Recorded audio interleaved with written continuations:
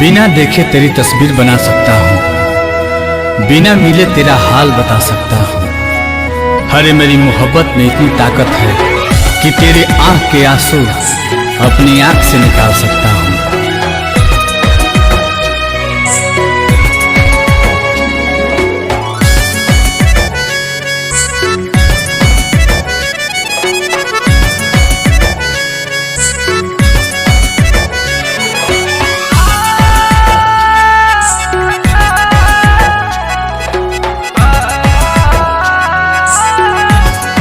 बिछड़ के कोपल तोहसे जियल बाटे गारा हो, कह कैसे उमर भरला सनम करब गुजारा हो।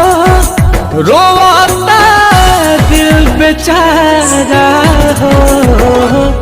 होई प्यार न दोबारा होई प्यार न दोबारा होई प्यार न दोबारा होई प्यार न दोबारा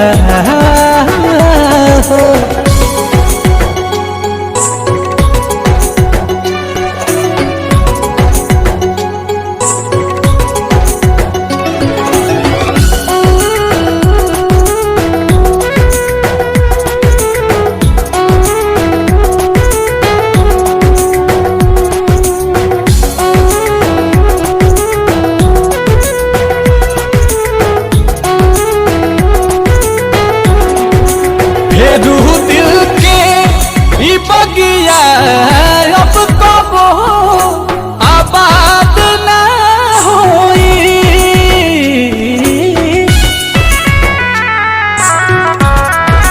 सिवा तोहरा रहे ना प्यार कबो तहरा बात ना होई। अचानक के सब खत्म भई ना बुझ पैली सारा होई प्यार न दोबारा होई प्यार न दोबारा होई प्यार न दोबारा होई प्यार न दोबारा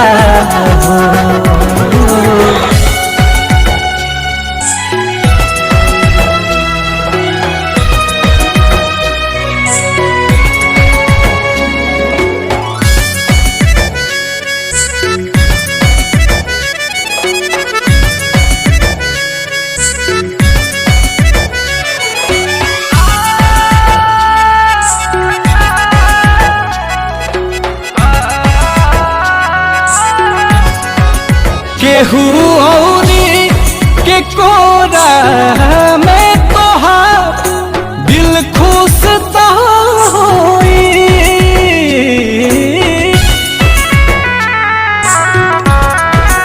बाकी नील कमल के कमी तो है महसूस तो होई। नजर के सामने आंसू के ना पैबू नजारा होई प्यार न दोबारा होई प्यार न दोबारा होई प्यार न दोबारा होई प्यार न दोबारा